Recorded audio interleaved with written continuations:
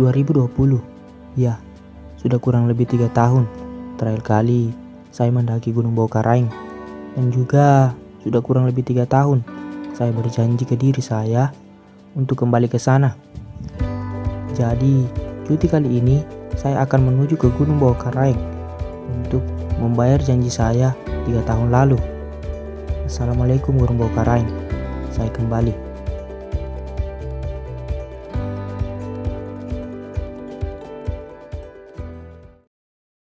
Cuti sudah terasese. Hari ini saya sudah menikmatinya dan saya akan melakukan pendakian yang dimana pendakian ini sudah saya rencanakan 1 bulan sebelumnya bersama 2 kawan kerja saya, dan saya akan mendaki Gunung Bawakaraeng yang terletak di Desa Lembana, Kabupaten Goa, Sulawesi Selatan. Untuk mengefisienkan waktu, saya pun bergegas untuk membeli ransum atau makanan yang akan saya bawa nanti.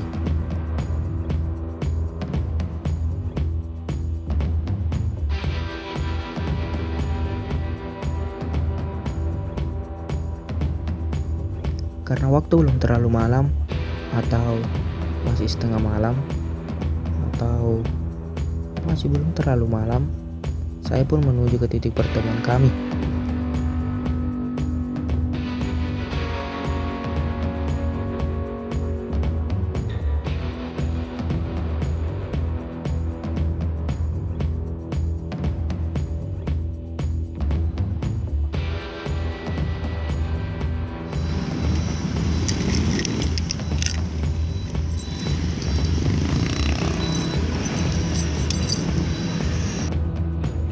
Cerita sedikit, dulu awal saya mendaki Gunung Bawakaraeng sekitar 2017, tepatnya 17 Agustus 2017.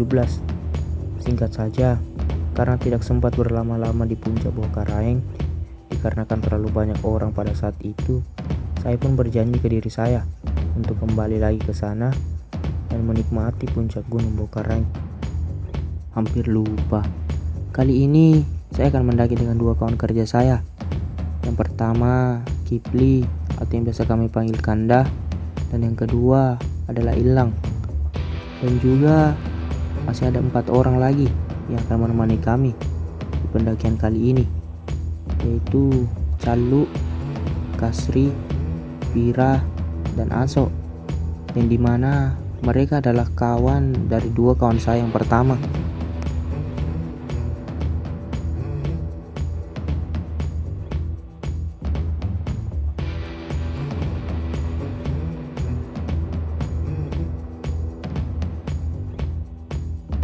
Kami pun sampai di Desa Lembana di Malino, di salah satu rumah warga tempat biasa saya dan kawan KPA saya sering bermalam.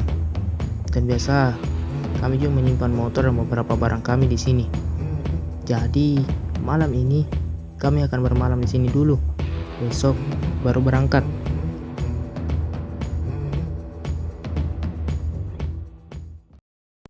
Tiba-tiba saya berpikir, kenapa di video ini tidak ada 2 partner andalan saya, Agus dan Rustam?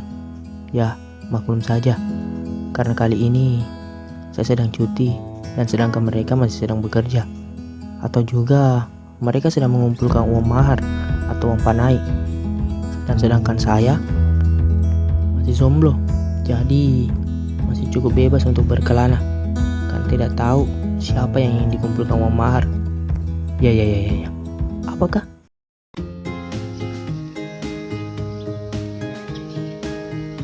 Kegelapan malam telah menghilang dan cahaya matahari pagi pun muncul dengan indahnya, seindah senyumanmu yang sedang berbahagia bersamanya. Ya. Apakah?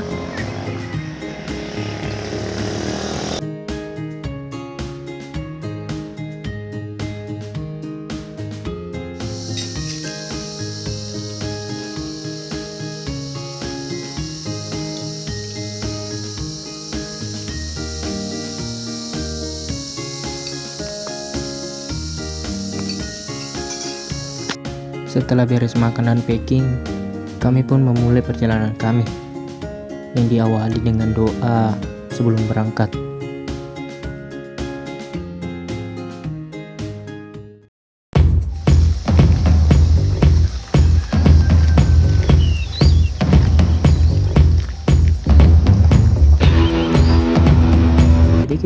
informasi, Gunung Bawakaraeng memiliki 10 pos, yang dimana 1-9 adalah pos seperti gunung-gunung lain, sedangkan di pos 10 adalah puncak dari Gunung Bawakaraeng tersebut. Jadi, kami akan melewati 9 pos untuk sampai ke puncaknya.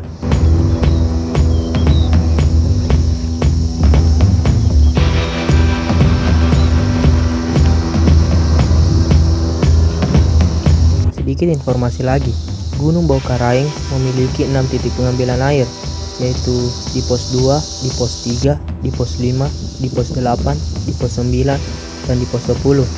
Dan itu informasi yang saya tahu, tidak tahu yang orang lain tahu.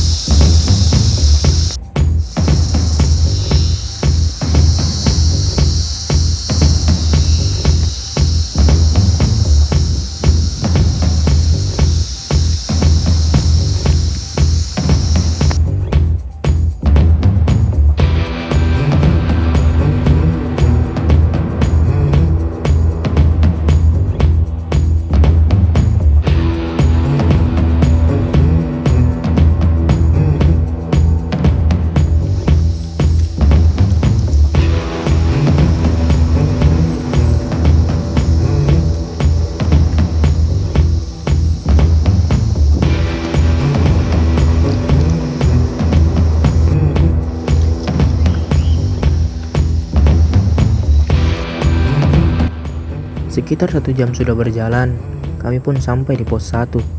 Karena berhubung kami berhenti untuk istirahat, saya pun mencoba bertanya kepada Kanda, bagaimana menurutnya tentang jarak dari rumah warga ke pos 1 yang cukup lumayan jauh.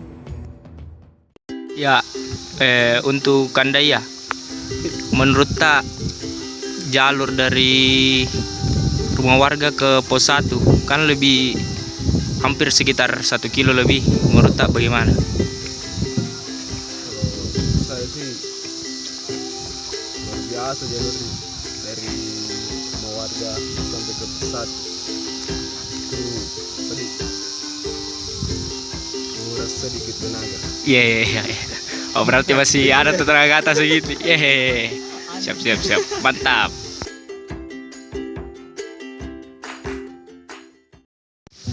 Selepas beristirahat, kami pun melanjutkan perjalanan kami dengan penuh semangat. Semangat.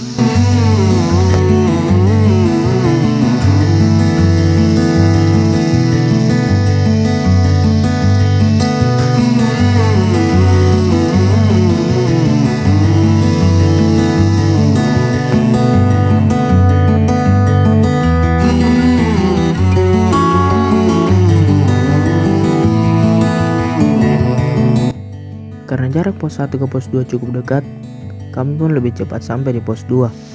Dan karena tenaga kami masih ada, jadi kami bersepakat untuk berhenti di pos 3 saja, sembari beristirahat. Dan tenang, cuma berhenti beristirahat, bukan berhenti mengingatmu. Ya. Apakah? Kami pun sampai di pos 3. Karena kami sedang bersantai-santai, tidak terlalu memburu waktu, saya coba bertanya kepada Lalu tentang apa yang paling penting atau apa yang paling perlu dipersiapkan sebelum kita mendaki gunung. Ya, untuk Kanda Caluk, kan ini kalau bisa dibilang kita ini kalau di game itu sudah kayak pro player milah. Kalau diartikan dalam game, Tapi kalau di gunung bisa dibilang senior Magi. Ya, jadi kira-kira apa yang paling penting atau apa yang paling penting untuk dipersiapkan sebelum mendaki gunung? Untuk saya pribadi, yang pertama adalah fisik, kedua perlengkapan, yang ketiga adalah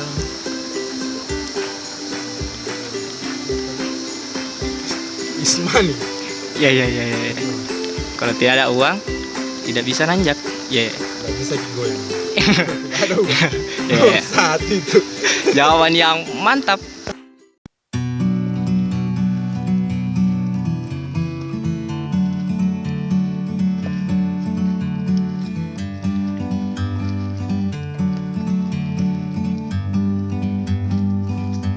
Like a bird on a tree, I'm just sitting here. I got time. Setelah beristirahat di pos 3, kami pun kembali berjalan. Berjalan, tak kenal lelah. Sampai-sampai pos 4 pun terlewatkan. Dan kami masih berjalan. Hingga kami tak sadar bahwa kami sudah sampai di pos 5. Karena berhubung ada titik air di pos 5, kami pun singgah untuk sejenak beristirahat. Karena sekarang sudah waktunya makan siang. Sah. Makan siang katanya.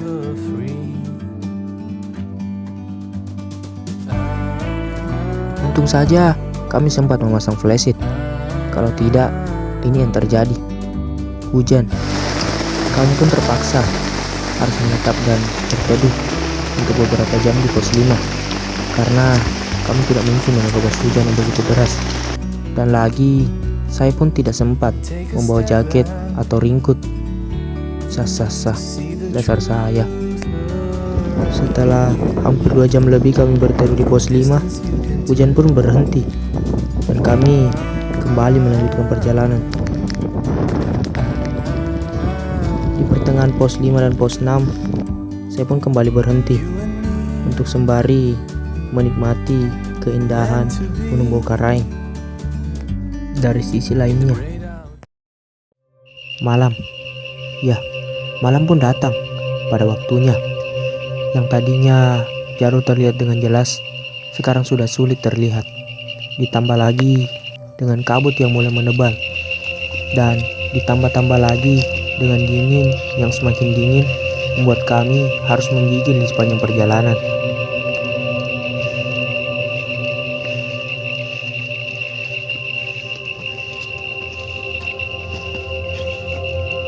Pos 6 pun sudah terlewati, dan tak terasa kami sudah sampai di pos 7.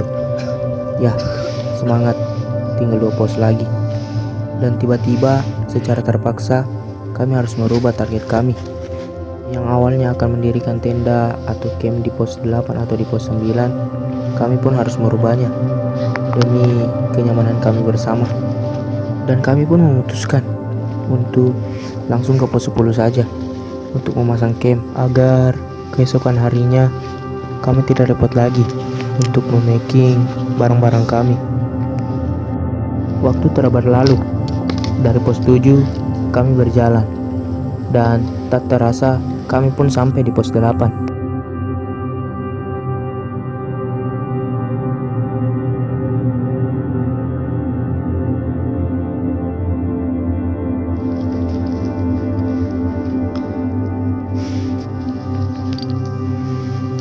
Sempat singgah di pos 8 dan kembali berjalan lagi.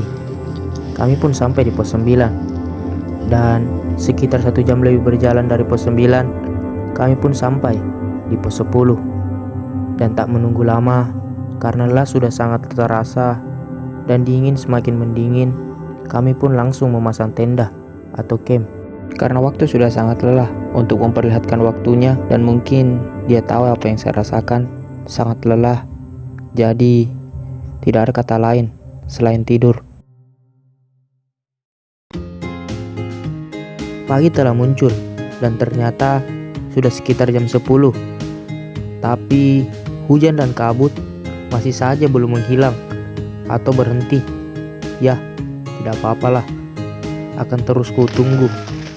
Seperti perasaan ini yang selalu menunggumu. Sah. Mantap. Seperti yang saya katakan di awal video, di pos 10 memiliki titik pengambilan air. Namun, terkadang di tempat tersebut airnya keruh dan kotor. Jadi, saya dan Kanda akan mengambil air di salah satu tempat tersembunyi dan sangat jarang pendaki tahu tempat ini. Jika memang ada yang tahu, mereka adalah pendaki-pendaki hebat yang mau sedikit capek untuk mencari tahu tempat-tempat tersembunyi seperti ini atau seperti di sini. Berhubung saya kurang kegiatan, saya pun mencoba bertanya kepada Kanda. Menurutnya, bagusan mana? Mengambil air di tempat dekat namun airnya kurang bagus, atau ke tempat yang sedikit jauh untuk mendapatkan air yang lebih bagus? Ya, untuk Kanda ya, untuk Gunung Bokaraeng, kan sebagian orang tahu cuma satu di tempat ambil air, tapi tempat ambil airnya itu kurang bagus Ki. Terkadang airnya keruh, tapi sebenarnya ada tempat ambil air yang airnya itu jernih sekali, tapi yang buat orang mungkin karena jauh turun, jadi menurut kita yang mana bagus. Kalau saya sih, kalau memang ada di yang lebih bersih, kenapa ya situ ambil air? Walaupun itu jaraknya jauh, tapi kalau terburu-buru ke untuk waktu, mungkin di situ ambil air di yang lebih dekat Oh ini, tempatnya gitu. jawaban yang mantap sekali. Karena kabut masih cukup tebal dan keindahan puncak masih tertutupi, sembari menunggu, saya pun mencoba bertanya kepada Ilang dan Aso tentang beberapa hal. Untuk Kanda Ilang, sejak kapan suka Ki mendaki? Awal saya mendaki itu dimulai dari kisah yang miris begitu. Sejak saya berpisah dari seseorang saya bangga-banggakan dari dulu. Hampir 5 tahun saya sama-sama. Dari situ saya diajak oleh teman untuk pergi ke satu tempat yang katanya bisa membuatku melupakan semuanya. Dan ternyata dari sebuah gunung. Dan ternyata di situ memang alam memberikan nuansa yang begitu luar biasa bagi saya. Damai, nyaman, dan tenang bagi saya. Intinya itu. Jawaban yang mantap sekali. Ya, untuk Kanda Aso, kan suka Ki mendaki. Menurut tak, apa tujuan tak pergi mendaki? Kalau menurut saya simpel sih sebenarnya, hanya untuk mencari ketenangan. Jawaban yang simpel tapi mantap sekali.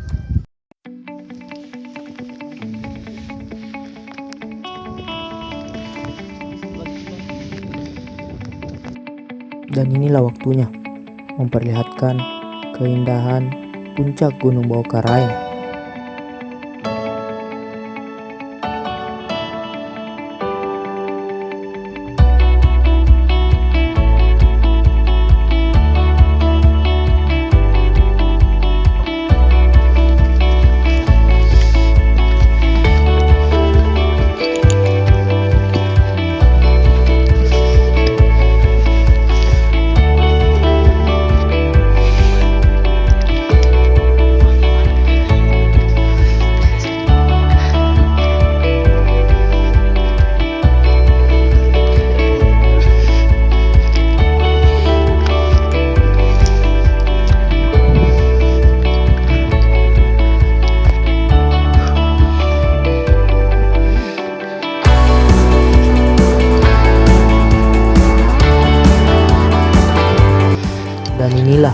keindahan dari puncak Gunung Bawah Karaeng 2830 mdpl Sulawesi Selatan.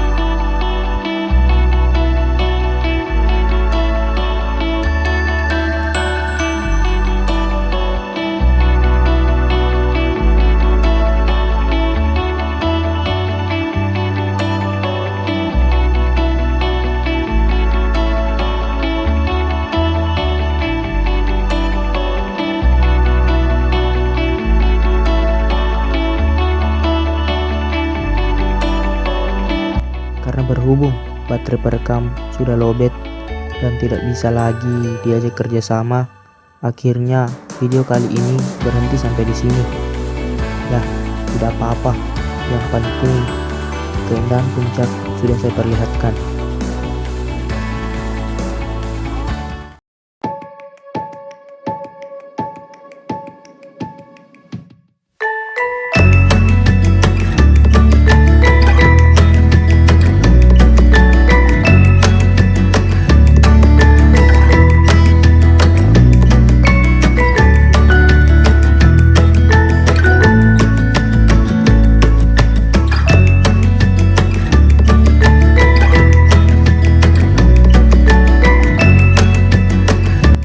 Yang saya pelajari hari ini adalah cuti lagi mendaki lagi kali ini bukanlah alasan untuk kembali ke gunung.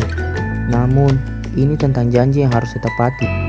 Jika seorang lelaki sudah berjanji, pantang baginya untuk menarik perkataannya kembali. Teruslah menikmati, jangan pernah berhenti. Cinta alam dan jaga alam. Salam lestari.